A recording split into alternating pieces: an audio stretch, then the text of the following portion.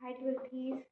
तो welcome to psych with me और ये है इस चैनल का फर्स्ट वीडियो। तो जैसे कि आपके 2023 के एग्जामिनेशन आने वाले हैं, तो हम एक बार क्विक रिवीजन कर लेते हैं सारे चैप्टर्स का।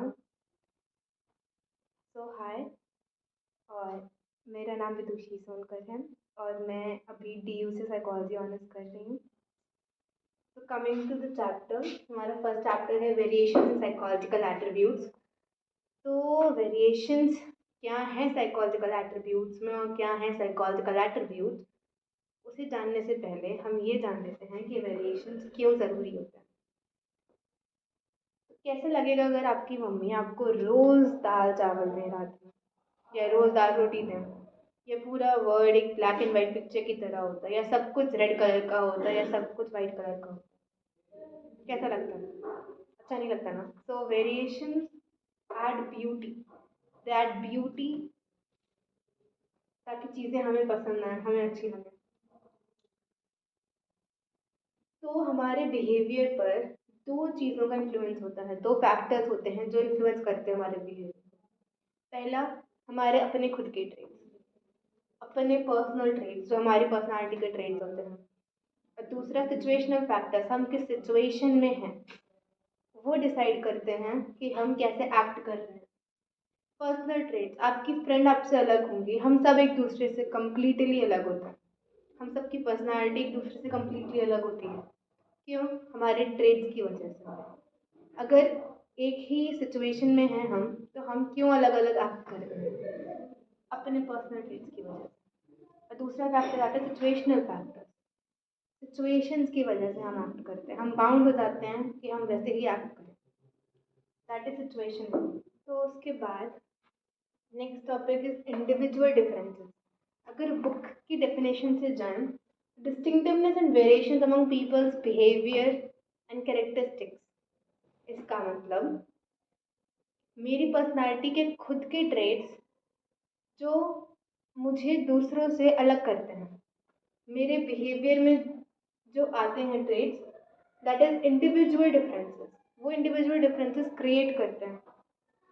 दूसरा है सिचुएशनिज्म। सिचुएशनिज्म मतलब हमारे सिचुएशन के एक्सटर्नल फैक्टर्स की वजह से, हम जिस सिचुएशन में हैं उन फैक्टर्स की वजह से हमारे बिहेवियर में क्या इफेक्ट पड़ता है, that is सिचुएशनिज्म।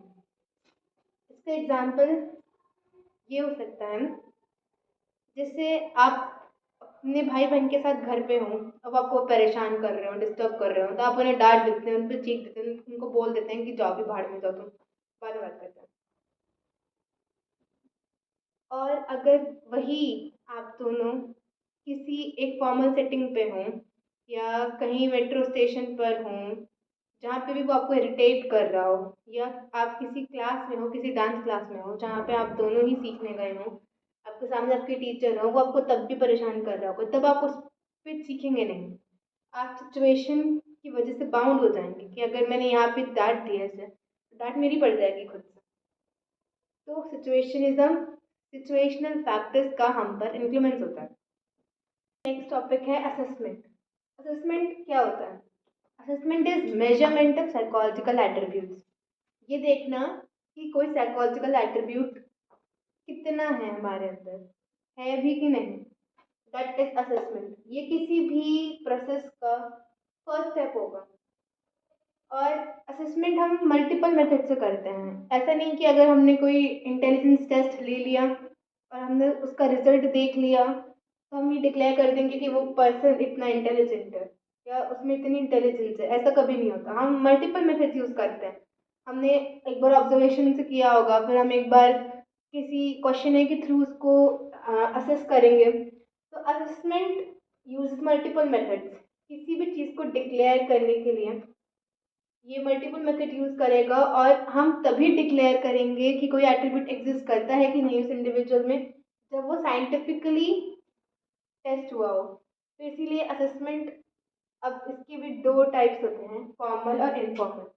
Formal assessment objective होता है, स्टैंडर्डाइज होता है, ऑर्गेनाइज होता है। इसका मतलब अगर जैसे मैंने किसी मीडियम के थ्रू असेस किया और आपने किसी मीडियम के थ्रू असेस किया, तो हमारा जो रिजल्ट आएगा वो सेम रहेगा। उसमें कोई चेंज नहीं होगा। लेकिन इनफॉर्मल सब्जेक्टिव इंटरप्रिटेशंस यूज़ करता है।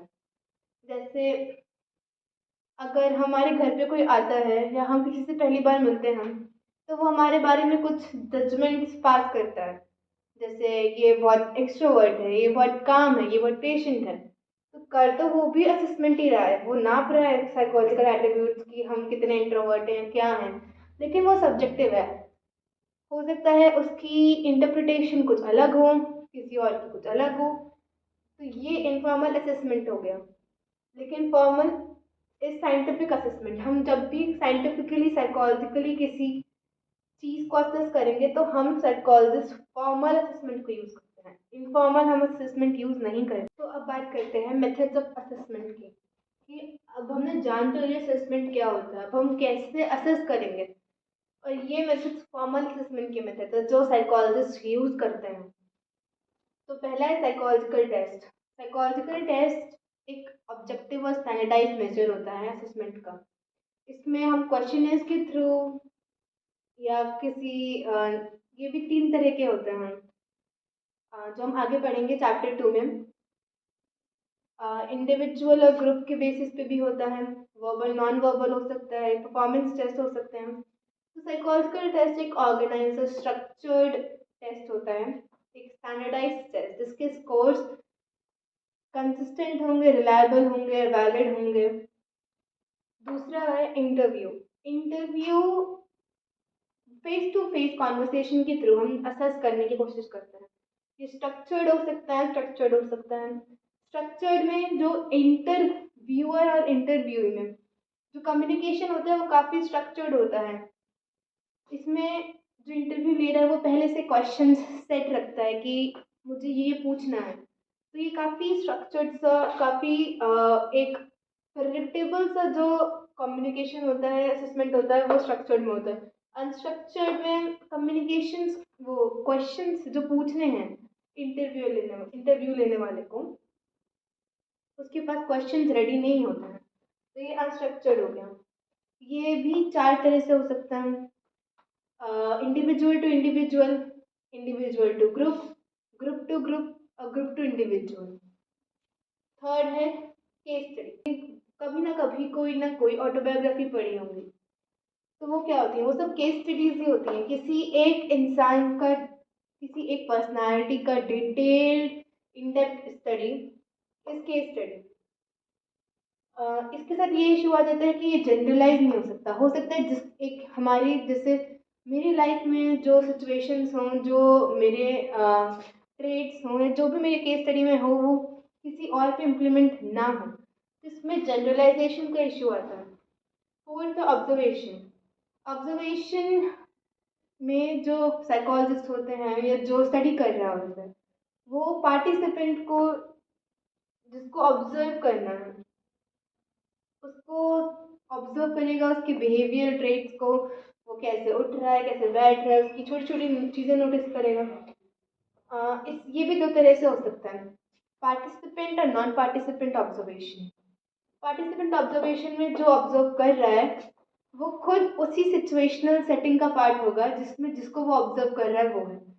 मतलब अगर मुझे एक बच्चे को ऑब्जर्व करना है कि वो क्लास में कैसे बिहेव करता है, तो मैं भी उसी क्लास में रहूँगी जिस क्लास में वो बच्चा होगा। This is participant observation. दूसरा होता है नॉन पार्टिसिपेंट ऑब्जर्वेशन। मतलब मैं उस सिचुएशन, उस इन्वायरमेंट में नहीं रहूँगी जिसमें मुझे ऑब्जर्व करना है, या जिसको मुझे ऑब्जर्व करना है वो और मैं, हम सेम सिचुएशन में नहीं। Non participant observation for example, जैसे कि मुझे एक पॉपुलेशन, एक सैंपल का बिहेवियर ऑब्जर्व करना है, पर मैं उस सेटिंग में नहीं रहूँ जहाँ मुझे ऑब्जर्व करना है। नाम से ही समझ आ जाएगा पार्टिसिपेंट नॉन पार्टिसिपेंट। पार्टिसिपेंट में मैं खुद पार्टिसिपेंट हूँ, नॉन पार्टिसिपेंट में जब मैं पार्ट नहीं ले रही हूँ। Fifth is self report. इसमें इंडिविजुअल खुद अपने बारे में बताता है, अपनी फीलिंग्स, अपने फैक्चुअल डिटेल्स को वो खुद बताता है। ये रिटन भी हो सकता है या किसी क्वेश्चन के थ्रू भी असेस करा जा सकता है। तो सेल्फ रिपोर्ट जब खुद इंडिविजुअल बताए अपने बारे में। तो ये थे मेथड्स ऑफ असेसमेंट। अब नेक्स्ट टॉपिक है साइकोलॉजिकल एट्रीब्यूट्स। अभी तक हम ये जान रहे थे कि वेरिएशंस क्या हुए, वेरिएशन से क्या होता है, क्या इफेक्ट आता है। उसके बाद हमने जाना इंडिविजुअल डिफरेंसेस, सिचुएशनिज्म। अब हमने उसके बाद जान लिया असेसमेंट क्या होता है, कितने टाइप्स के होते हैं असेसमेंट, और असेसमेंट मेथड्स क्या है। हम किन मेथड्स के थ्रू किसी भी ट्रेट, किसी भी एट्रीब्यूट को हम असेस कर सकते हैं कि वो एग्जिस्ट कर रहा है कि नहीं कर रहा। तो अब स्टार्ट करते हैं साइकोलॉजिकल एट्रीब्यूट्स। एट्रीब्यूट्स क्या होता है? एट्रीब्यूट्स कैरेक्टरिस्टिक्स होते हैं। तो ऐसे कैरेक्टरिस्टिक्स जो साइकोलॉजिकली हमारे अंदर हों, जो फिजिकली एग्जिस्ट ना कर रहे हो, हमारे माइंड में एग्जिस्ट करते हो, साइकोलॉजिकली एग्जिस्ट करते हो, वो psychological attributes. Psychological attributes linear नहीं होते हैं, बहुत सिंपल, बहुत यूनिडायमेंशनल नहीं होते हैं। साइकोलॉजिकल एट्रीब्यूट्स मल्टी डायमेंशनल होते हैं, कॉम्प्लेक्स होते हैं। इसको असेस करने की प्रोसेस भी बहुत ज़्यादा कॉम्प्लेक्स होती है। जैसे हमने अभी पहले पढ़ा कि असेसमेंट हम जब करते हैं तो मल्टीपल मेथड्स यूज़ करते हैं। क्यों? क्योंकि ये एट्रीब्यूट्स बहुत ही ज़्यादा कॉम्प्लेक्स होते हैं, सिंपल नहीं होते।